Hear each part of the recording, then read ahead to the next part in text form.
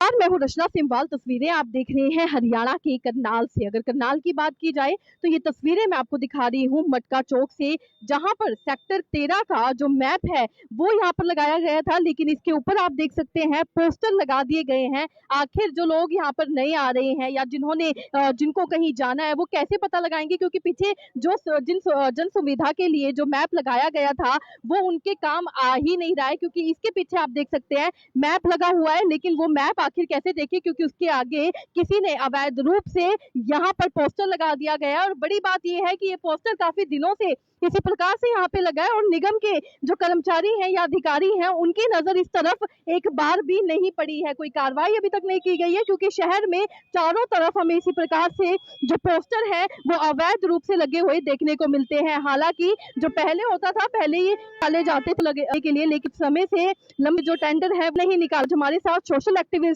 राजेश शर्मा जुड़े हैं, उनसे जानेंगे कि क्या कुछ बताना चाहेंगे इस बारे में। सर, क्या कुछ बताना चाहेंगे जिस तरीके से मैप को यहाँ पर पूरी तरीके से छुपा दिया गया है?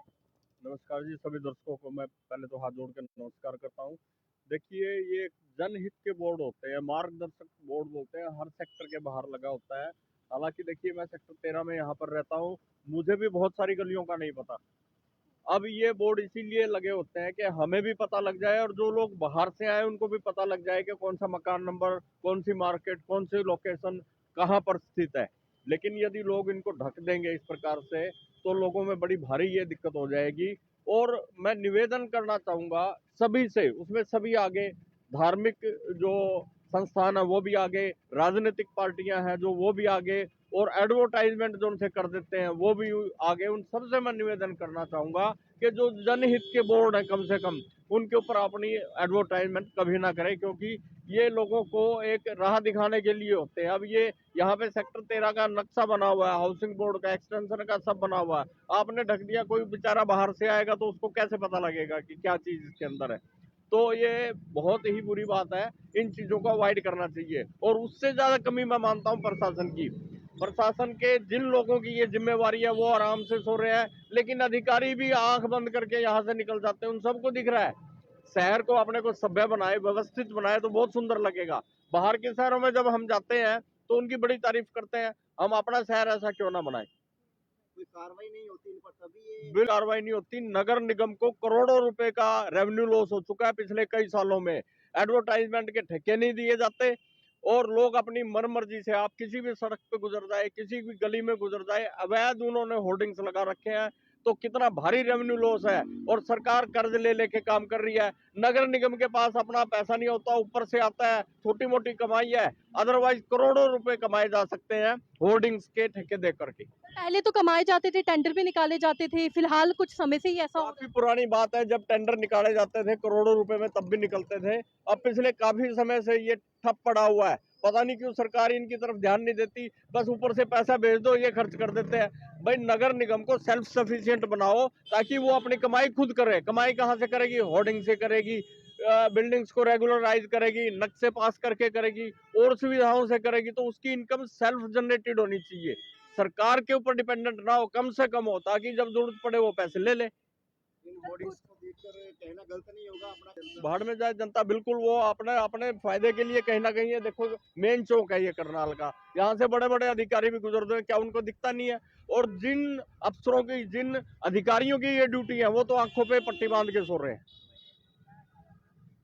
सर, अगर कुछ पोस्टर्स की बात की जाए तो कुछ पोस्टर्स तो 2 दिन के अंदर ही उखाड़ दिए जाते हैं, लेकिन कुछ पोस्टर्स महीनों महीनों तक इसी प्रकार से लगे रहते हैं। ऐसा भेदभाव देखने को क्यों मिलता है? बिल्कुल ऐसा भेदभाव देखने को मिलता है। जिन लोगों का जोर है प्रशासन के ऊपर, जो पावरफुल लोग हैं, उनके तो महीने महीने नहीं हटाए जाते, और ऐसे मतलब बहुत बढ़िया स्थान पर लगे होते हैं और वहाँ लगे रहते हैं वो।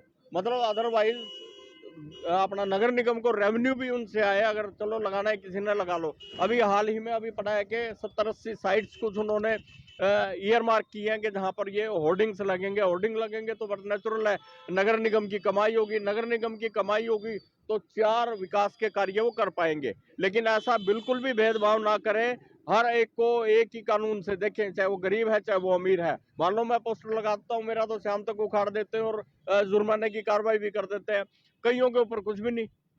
इसी पोस्टर की बात की जाए तो काफी दिन हो चुके हैं सर। डेफिनेटली देखिए ये अभी आपके द्वारा मेरे संज्ञान में लाया गया है, काफी दिन से बंधा होगा बट नेचुरल है। तो या तो ये मतलब जो ओनर इनके हैं वो इनको उतारे या म्युनिसिपल कमेटी जो है वो कार्रवाई करे। बिल्कुल निगम को कार्रवाई जरूर करनी चाहिए और कहीं ना कहीं हमें भेदभाव देखने को मिलता है क्योंकि कुछ पोस्टर्स तो 2 दिन भी लगे नहीं रहते हैं और कुछ पोस्टर्स महीनों महीनों इसी प्रकार से लगे रहते हैं और जन सुविधाओं के लिए जो चीजें लगाई गई हैं उनके ऊपर ये पोस्टर लगाया गया है और पिछले कई दिनों से ये पोस्टर हमें ऐसे ही देखने को मिल रहा है। क्या निगम के अधिकारियों को यहाँ से आते जाते ये पोस्टर नहीं दिखता होगा क्योंकि आम जनता को तो ये पोस्टर नजर आता है। आखिर कब कार्रवाई होगी क्योंकि इसी तरीके से पूरे शहर में हमें ऐसे पोस्टर देखने को मिलते हैं। क्या कुछ कहना चाहेंगे कमेंट में लिखकर जरूर बताइएगा, वीडियो को भी शेयर जरूर कीजिएगा। धन्यवाद।